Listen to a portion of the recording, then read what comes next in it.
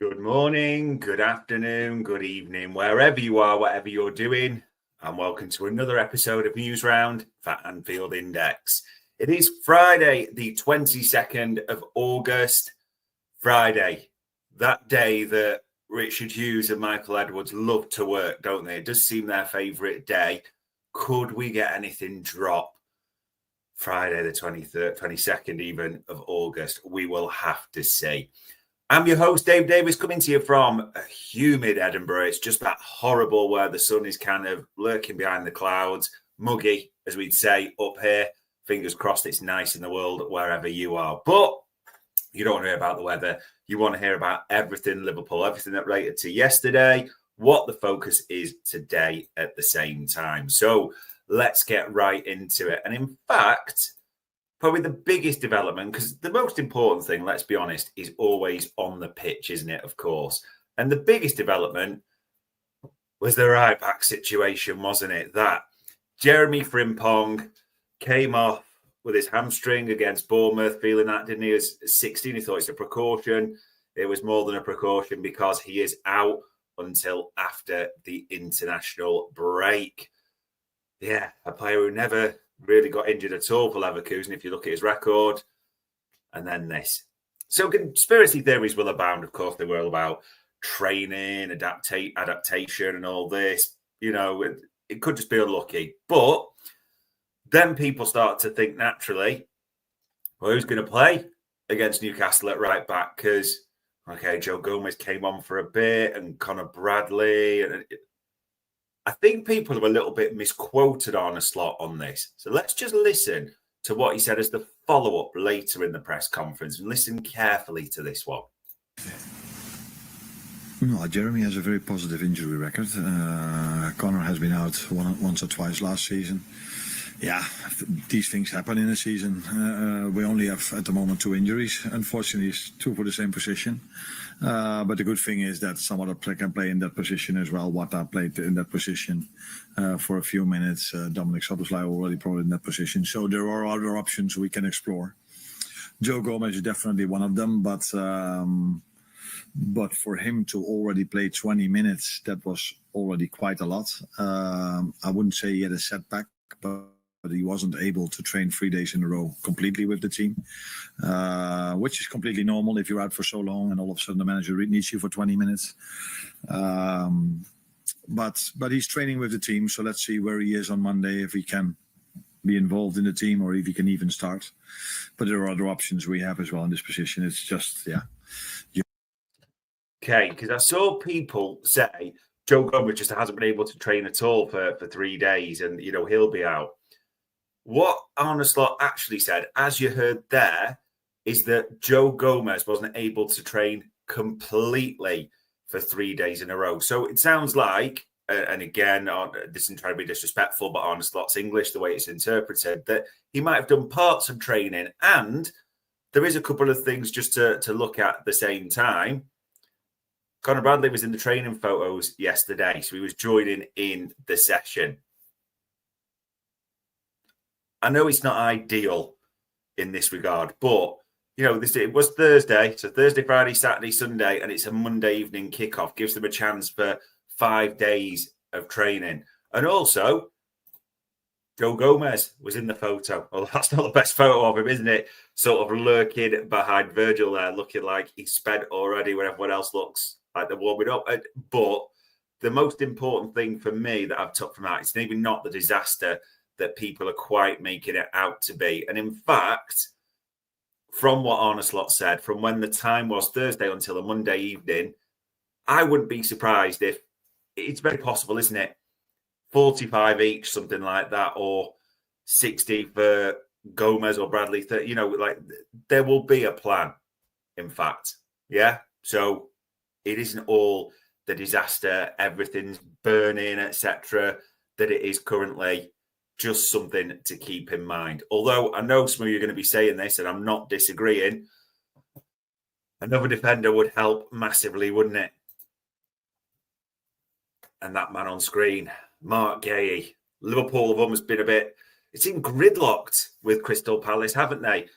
Palace want 45, Liverpool want to pay 35, and it kind of, as various reporters have said, got to a standstill. But Channel 5 last night, they were on there, weren't they, Crystal Palace, in the Conference League qualifier, and Steve Parish was talking, saying, if Mark Gay wants to sign a new contract, then he can stay. It's a difficult situation. Everyone has to sell players to comply with the rules. That's a situation that we will have to look at in the next days. Now, it's important to say there was a brilliant bit because Glasner actually talked about, if we sell him, maybe I'll have to put my boots on. There seems to be a clear divide, doesn't there, between chairman and manager that, you know, it's not quite playing out on the surface dramatically, but Glasner probably wants him to stay.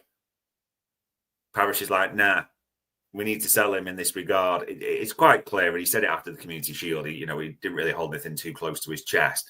But for us, because that's what we care about, honestly, I'd said before, I'd just pay the 40 million. But if you got Gay in quickly, then all of a sudden, for this next little period, you're thinking, I can count Joe Gomez as a right back. He doesn't have to be in my centre-back rotation at all. And even in extreme situations, you can put Gay on the pitch with Canate and VVD, and maybe, extreme's too strong because of the quality he possesses. But there's that. He talked about Leone as well. It's important to say he's been training with the team. Now, Leone has played right side centre-back of a back three for Parma. Not right back as people are making out. So who knows? But ultimately, we'd like to see some developments on Mark Gay. And for the game on Monday, I'm not sort of disastrous at right back just yet. But we'll see. Anyway, we will see. There he is. Training alone still. Alexander Isak out on a limb, waiting for us to make a move, us waiting for Newcastle to make a move, or moves plural, aren't we? Thinking, for the love of God, will you, Geordie Malinga has just signed some strikers and get it all sorted. That is what everyone is thinking. And I think there's obviously not long to go, as 10, 11 days of the window, etc. to go. But it was interesting, the sort of stories or the developments from last night, that various Wolves reporters were saying Newcastle had made their move for Jacob Strand Larson. And in fact, one of the Wolves local journalists actually said they're only about 5 million apart in valuations. It was sort of going around late last night, and Ben Jacobs did tweet this at midnight saying Wolves remain firm in their Jorgen Strand Larson not for sale stance despite Newcastle interest, which isn't a good sign. And also, when the strapline is Newcastle back to square one, it's like, oh my God, are we just resorting back to that? Fabrizio also tweeted, on what time was his? It was 10 o'clock, a little bit earlier last night. There's big movements ongoing around Nico Jackson. He's definitely set to leave Chelsea very soon. Understand Newcastle and Bayern are both called again in the last 48 hours, and Aston Villa pushing as Unai Emery wants him. I mean, go all the way back to the 10th of August, and Jason Burt in the Telegraph had that Newcastle were favourites, as in Nicholas Jackson had told Chelsea he wants to go to Newcastle. And yet here we are on the 22nd of August, and Newcastle have called again, which, come on in the last 48 hours. But as Fabrizio also tweeted earlier in the day, Emery wants it and they're pushing, and they had that relationship at Villarreal as well. I mean, for me, all of a sudden, we are looking at a situation where at one point yesterday, you were like, yes, Newcastle are making moves. Things are looking to happen.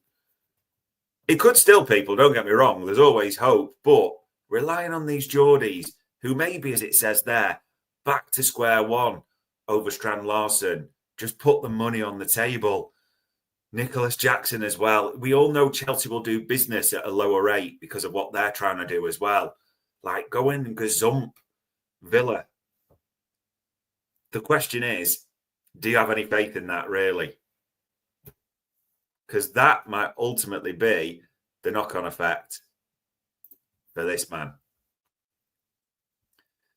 Yeah, let's just hope we get positive developments. I mean, in the other news as well, Visser's back training with Brentford, isn't he? That he's in all their photos. That doesn't seem any closer. The bid was rejected. I mean, we are just, unfortunately, it seems, at the mercy almost of a club that just cannot sign a striker for love nor money. But we'll see. Love to be wrong, and something develops on that very shortly. This boy was back yesterday, wasn't he? Buying space. The Wirtz Mockingjay, as I call him now, the hero of earlier in the window. And actually, maybe a second here, and you're thinking, why are we mentioning buying space again? What's that got to do with us? Well, on the screen there, Max Ebrel and Christoph Freund are reached out to Fali Ramandi in the recent hours, hoping to explore the possibility of bringing Federico Chiesa to Bayern Munich. Now, interestingly, because they already took, obviously, Luis Diaz from us, and there've been reports that, Max Ebrel had just said that I've been told it's loans only, so we've got to make things work. It's a little bit on this. The move was inspired, as it says, by some guy who had leaned on his connection from the Luis Diaz negotiations with Richard Hughes to discreetly inquire whether Liverpool might consider a loan. Liverpool did not dismiss the suggestion outright. Interesting. And by misreading, hesitation for opportunity, convinced themselves there was a path forward. Interesting, so Liverpool didn't just dismiss it. But the response they received could not have been more decisive. It was reiterated the same message he'd already given to Liverpool weeks ago, Kerry and Chiesa's agent, that Chiesa's commitment to Anfield is total and unwavering. There would be no negotiations, no second thoughts, no hesitation. Chiesa himself went so far as to refuse any direct conversation with Ebrel, Freund, or Vincent Kompany. Woof! You can hear them crying in Munich. Federico said, suck my... Actually, I'll best stop because certain Liverpool journalists will no doubt say it's in bad taste. Maybe it is, although I'll probably give Gibbo another article for the Substack at the same time as well. But he's already come out, hasn't he, Federico, and said, I'm staying and committed on a slot. Even mentioned yesterday that he was seeing a completely different Federico Chiesa compared to last season at the same time. There's always a but, and you always wonder about the end of the window, but still, take it for what it is. And in terms of Harvey Elliott, because that Red Bull thing just keeps lingering, Ben Jacobs tweeted this around 1 o'clock. And if ever there was a briefing from Liverpool, this is it. Liverpool's preference is to keep Harvey Elliott. Leipzig still working on a deal, but nothing agreed club to club as of Thursday morning. At the right price, Liverpool will reluctantly sanction a sale due to understanding Elliott's desire to start every week. Yet Elliott staying would be welcomed by Liverpool as he remains a valued squad player.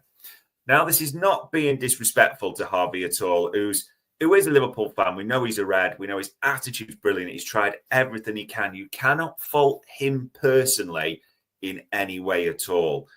It just is the nature of the way the squad's gone up a level and, who's come in. It's just the way it is, unfortunately, at times in football. It's no disrespect or slight on Harvey, but this is a clear club briefing.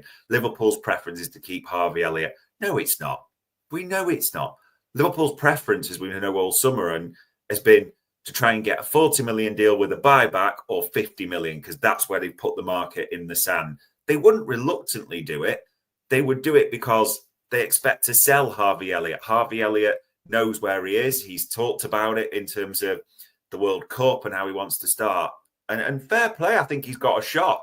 I think if you were Harvey Elliott's advisors, you would be saying, yeah, get out of Liverpool for your career, for the next steps. So it's a clear briefing, and I get why it's out there, but we're all just waiting for that Javi Simmons to Chelsea transfer. So this happens that way. Although, to be fair, Leipzig are swimming in money still. Don't forget, they sold Sesko for a king's ransom, didn't they, to Manchester United. So, yeah, we'll await developments with this one. And to finish us off, and again, one of those stupid ones where I can't play the video annoyingly, even though it'd be great for Sky, and we confirm it with Sky. It's Sky Sports. Mark McAdam, who's, well connected at Bournemouth, had things around Richard Hughes, and that connection before. But talking about Liverpool late yesterday, actually saying that a forward, but it was clear, Isak and another forward. Liverpool are still in the market for a forward that can play in a 9, in a 10, in the wide position, a versatile attacker across the front line. Who, and suck my whatever if you disagree, because we said this on the transfer show, me and Trev, for weeks and weeks, that Liverpool have been on the market for another forward. We even said it in the last transfer show, just gone on Monday. However, it's taken Sky Sports and Mark McAdam till Thursday to say this, that Liverpool are after another forward. And this was out everywhere yesterday, wasn't it? Various journalists from Brazil, Spain, different places saying Liverpool, this is from Pablo Oliveira, Portuguese journalist, Brazilian journalist. Liverpool from England wants Rodrygo from Real Madrid in Spain as a replacement for Luis Diaz, currently at Bayern Munich. The striker's agents are in the United Kingdom for negotiations. He is excited about the possibility for a top Premier League team. Again, we'd said on the transfer show previously that Harvey was at Anfield for the game. We'd said that. It's on YouTube. You can't miss it. But again, I want to be sort of slagging people off, but respected outlets, let's put it that way, saying that, it's happened and it was a big breaking story from some yesterday. But in the grand context of things, does it really matter? No. What does matter is Liverpool may, and there's a big question mark there, be back in for Rodrygo. Now, the reason we say may is we talked about this on the transfer show as well. The wage demands Rodrygo was making were extortionate. He literally should have been wearing a ski mask and a sawn-off shotgun, Harvey, when he made those demands to Liverpool. So if there is anything in this, they are going to have to be literally butter knifed in half.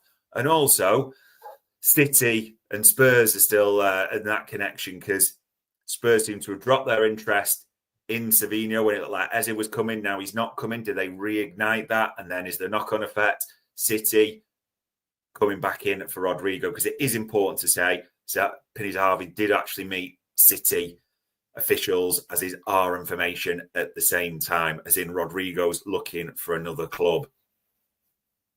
Could you imagine, though? What an ending to the window. Everyone's got this dream now, and I get it. Everyone's got this dream where they're thinking, imagine a window that ends with 1, 2, 3 coming in. Gay, Isak, Rodrygo. Important to say, though, if it is Gay and Isak, which feel more likely at the moment, that as a few people are saying, and we've mentioned before, Malik Fofana is still available there as almost the cheaper option, because Lyon have got to make that sale, haven't they, to comply with certain rules. So, yeah, there is a few question marks around all of these positions, but Friday, just remember that. Now, some are going to say as well, why was the press conference 2:30 on a Thursday?